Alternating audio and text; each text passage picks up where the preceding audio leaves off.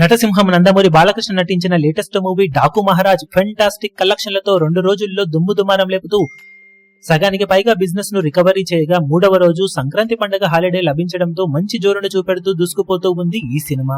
మరోపక్క సంక్రాంతికి వస్తున్న సినిమా ఊరమాస్ ర్యాంపేజ్ ను చూపెడుతూ ఉన్నప్పటికీ డాకు మహారాజ్ మాస్ సెంటర్స్ లో ఫెంటాస్టిక్ హోల్డ్ ను చూపెడుతూ దుమ్ము దుమారం లేపుతూ దూసుకుపోతూ ఉంది. ట్రాక్ చేసిన సెంటర్స్ లో ఆల్మోస్ట్ డే 2 కి సిమిలర్ అనిపించే రేంజ్ ఆక్యుపెన్సీతో దూసుకుపోతున్న ఈ సినిమా మాస్ సెంటర్స్ లో మంచి జోరునే చూపెడుతూ ఉన్న నేపథ్యంలో మరోసారి డే 2 కి సిమిలర్ గా కలెక్షన్ ను బాక్సాఫీస్ దగ్గర సొంతం చేసుకునే అవకాశం కనిపిస్తూ ఉంది.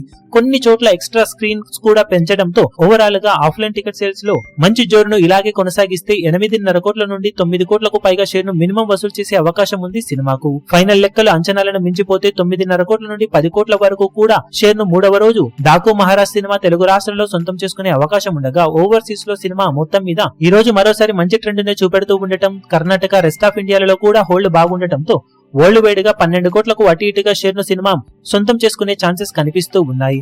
మొత్తం మీద మూడవ రోజు సాధించే కలెక్షన్లతో మరోసారి సాలిడ్ రికవరీ దిశగా దూసుకుపోతున్న డాకు మహారాజ్ బాక్సాఫీస్ దగ్గర అతి త్వరలోనే బ్రేక్ ఈవెన్ అందుకునే అవకాశాలు కనిపిస్తూ ఉన్నాయి. ఇక మొత్తం మీద బాక్సాఫీస్ దగ్గర సినిమా 3 రోజుల్లో సాధించే ఏరియాల వారి కలెక్షన్ల వివరాలు ఏ విధంగా ఉంటాయో చూడాలి.